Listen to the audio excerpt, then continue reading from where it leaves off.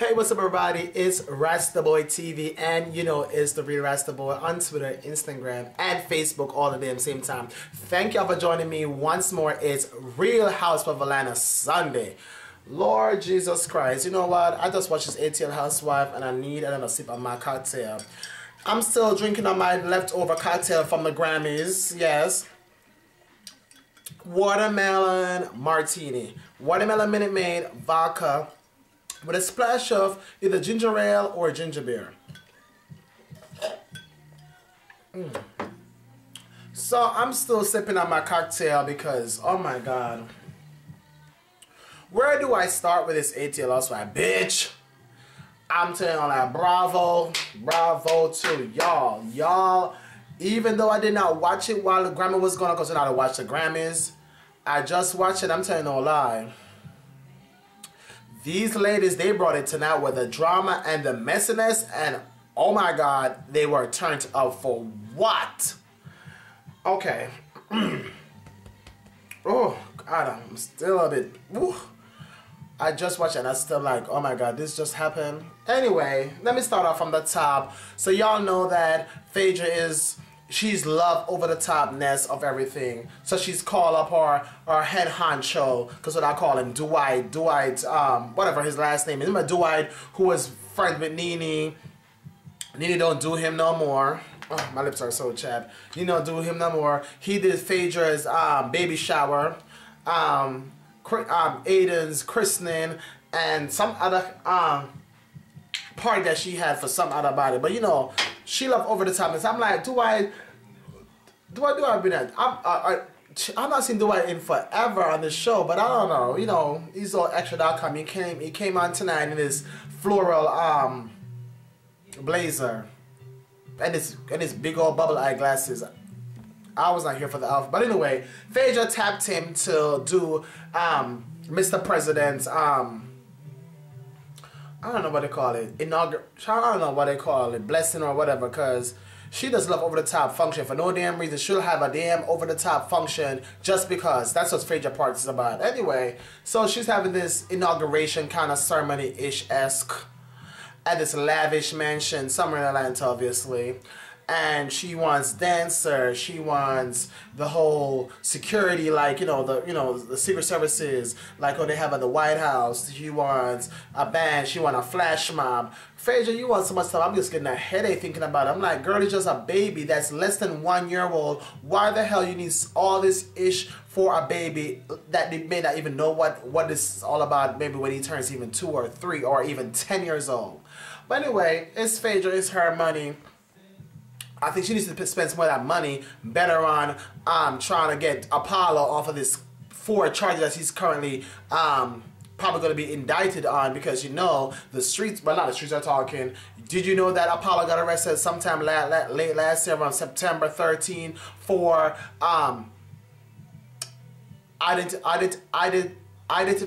identity theft, bank fraud, and some other kind of charges? It's all on my blog, so please go to therealrastaboy.blogspot.com. We can get all the damn tea. I'm saying all that. Apollo's looking at least some time in jail if he's proven guilty. So that's what pushing this. I'm sorry, Phaedra is spending money on trying to get him off these charges and get him a good ass Johnny Cochran-esque lawyer, because he's gonna need it for all these charges he's presently facing. But anyway, so she's having this function. The only person I saw that turn up for the function was Candy. I was wondering, where was Cynthia? But you know, Cynthia said the last time she went, you know, I was gonna do everything that you have for the babies, even though you don't give me my, you know, my props. So I was surprised that Cynthia wasn't there, and I'm surprised that, you know, that I wonder if she did not invite the other ladies. Anyway, so Candy was there, the only one. She had this lavish thing where, you know, they arrive in cars and they were open the doors and they met the grand announcement, trumpet were sound. I'm so tired of talking about Phaedra grand wannabe inauguration for a baby that's 6 months old. But anyway, so you know, Cynthia and her hubby own a space together, so they have, I guess, dual office, I guess, in the same building. And Cynthia went over to tell Peter that while they met up for lunch the other day, was speaking about the Natalie issue to Candy. Candy brought up some issue about that, some stuff that she knows about Peter, but does not bring it up because it's the past. we will see how that part plays out later on in the episode. But anyway, come back to Kenya Moore now. Kenya Moore is still looking for a sperm donor. Sorry, first of all, she's not even looking for a sperm donor. She was first looking for, she went to a doctor, talk about, you know, having a baby, and then she went to a sperm bank with Miss Lawrence, you know, what was wearing his heels and stuff, to check out, you know, probability of, you know, she have a long ass checklist. Kenya Moore, you want person not to be more than 6 feet, intelligent, good looking, has some type of nose, his eyes needs to be green. Like, girl, oh my God, you want to have a baby, you wanna make your own baby fit in that particular description, because you're doing too much. Anyway, let's move on, because the meat of the matter is, as they would say, is the last part of the show, which was my girl Nene Leakes throwing this cute little pajama party / pillow talk event. Nice hotel setting.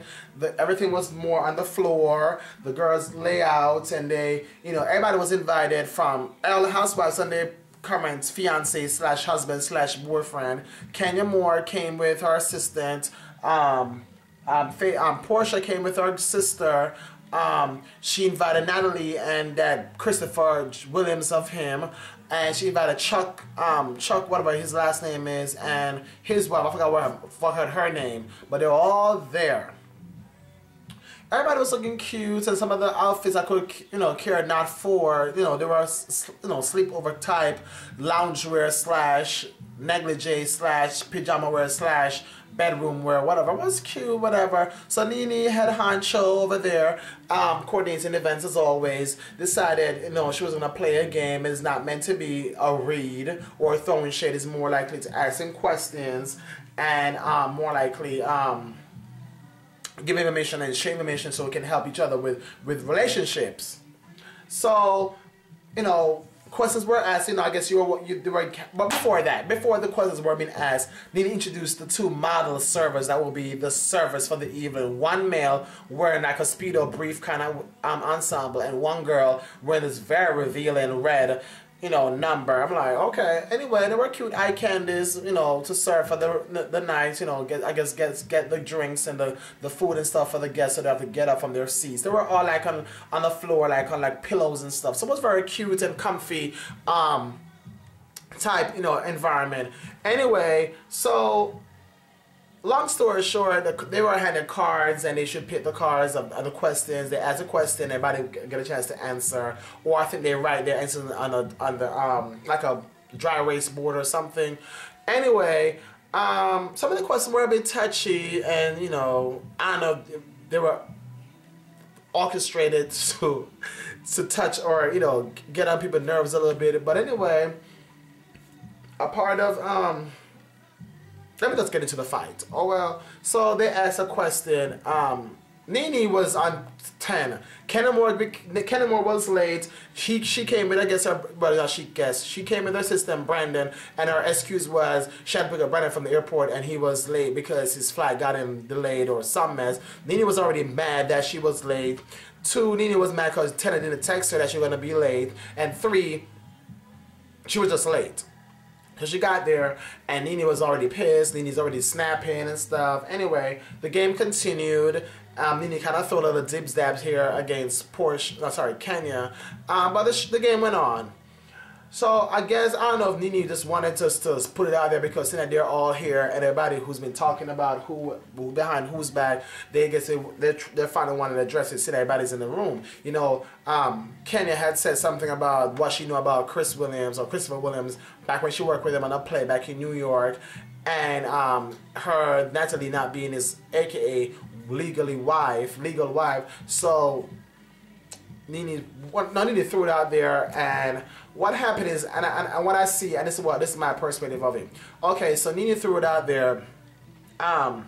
Chris out of nowhere when it's time to address it. I guess it was a sit-down function. You address and answer, do everything in your seat. First of all, Chris got up to want to address Kenya. I'm going to address you. Why could you not address her sitting down like everybody else was addressing each other and answering a question? That was my first big issue. And Nene Well, I saw that Portia trying to tell him to sit down. And he was like, "No, I'm gonna tell him to address her." And then if you said, cause I heard you tell Kenya in the last part that why did she stand up when you did not say anything to Chris when Chris stand up to address her? Okay, so let's back up. Let's keep on continuing. So he trying to address Kenya about whatever. So Kenya was like, did you take a medication today or something? Like Kenya was like, whatever kind of medication you're talking about? Cause you know I'm taking the same thing that you're taking. And so Kenya saw Natalie over there with her chili from TLC, wet waves kind of hair with face need to be peeled and you know stuff. What she's going on with her face and stuff not looking on point. He was there sitting down and chiming in about something. Kenya got up to address her. So I guess she was walking over to address Natalie because obviously her Kamala husband Chris is addressing her and there's no problem, so why can't I get up and address you, Miss Natalie? So she's walking over there and she's standing up addressing Natalie or trying to say something to Natalie, and Chris walking towards Kenya like he wanted to like, girl bitch, where you going? And I think he grabbed Kenya. I didn't even watch it again. I think he had to grab Kenya's arm or something. And when he grabbed Kenya's arm, her assistant Brandon got up and was like, don't put your hands on her. So there goes commotion now. Everybody's up in each other's face, and everybody's getting loud. So Peter and Apollo, I guess, was trying to separate the fight. But I don't like when people separate a fight, then you try to act like you want to fight me. Okay, I'm fighting with A and B's fighting. I'm B, that person's A. If you're C and D coming to part the fight, don't try to attack any other person. Just try to part the fight and let them go their ways. Why the hell were y'all trying to act like you were trying to beat up Chris? Not Chris, but Brandon. Separate each other, grab each other, pull them all the way apart, far from each other, and let it be. Apollo's there trying to part the fight with Peter, and as you know, he's on Chris like he's trying to F Chris up. Kicking, you know, and then Chris was like, get off of me, and like, you know, because where they were restraining him like they're damn police. Brandon had to like kind of defend himself on the floor, kind of. So there Apollo going off and snapping and hitting the shit out of damn Brandon. Lord and behold, even Phaedra was getting it. Everybody was getting it, trying to part this fight up. The producers got into it. Camera people, everybody was trying to hold these people away. I don't know where I probably get all this damn timber from. Maybe when he went to the damn prison trying to defend his ass from getting raped. Anyway, the fight got broken up, kinda. Nene was so over the Kenya for trying to come here and start shit at our party. I'm drinking watermelon. Nene was kind of mad at Kenya for coming to our party, starting stuff, but Kenya didn't start nothing. Nene, for one, you instigated this thing by throwing it out there about the Chris Williams thing, and from to address it, and Kenya was trying to defend herself, trying to address it too. And then you get mad at Kenya for standing up, but you didn't get mad at Chris when he stood up. So they all part of the fight. Brandon's getting himself together. Apollo's away. Phaedra's talking to him like, you have two sons, you're gonna calm the hell down, you can't be acting like this.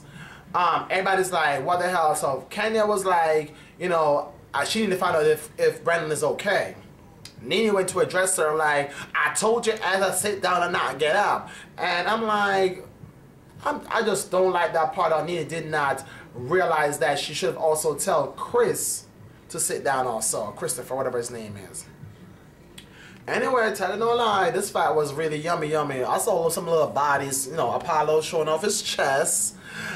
You know, Brandon, you know, not so body cute, but it's alright, you know, and anything for me, I'll take anything I can get. You know, everybody was showing off their bodyism and stuff. So anyway, next week now is gonna be way messy because it seemed like for some reason Apollo, after he calmed down, wanted to now charge back at Brandon. Ain't no Brandon not backing down. I'm glad Brandon's not backing down. And we're gonna hear more ish because for some reason the ish about Peter hearing that Candy said that he knows stuff about Peter's past that she didn't want to bring up, but I guess Peter want to ask her, what do you know about me that you are talking about? And then Nene and all the ladies will address each other and Kenya and Cynthia all about the fight that happened. I guess over breakfast or something. Sorry. Other than that, you know, Brandon and Kenneth talking, and he said I think he had a bruised ribs or something.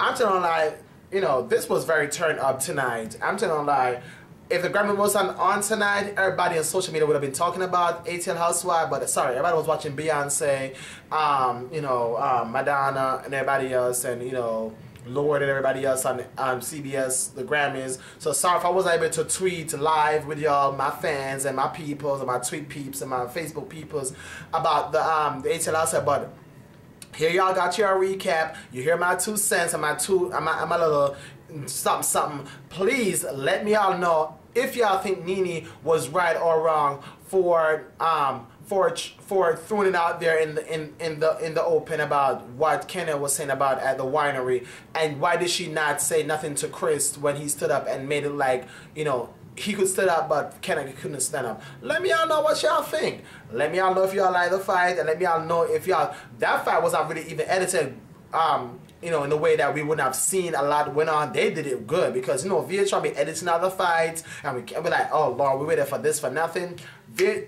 Bravo, y'all got it right tonight. But please sound off. Please keep sharing and retweeting and adding on your Facebook, forward it by text. However, thank you all so much for watching Rasta Boy TV. Please keep on subscribing and thumbs up the video and all that good stuff. But I gotta go to bed tonight because I'm telling you, like, I'm all drained from all this TV craziness tonight. But anyway, make sure before y'all go, check my blog out, therealrastaboy.blogspot.com, and subscribe, okay, to my channel here on YouTube or wherever you watch me on. I gotta go to bed. Oh my God, I'm so damn tired.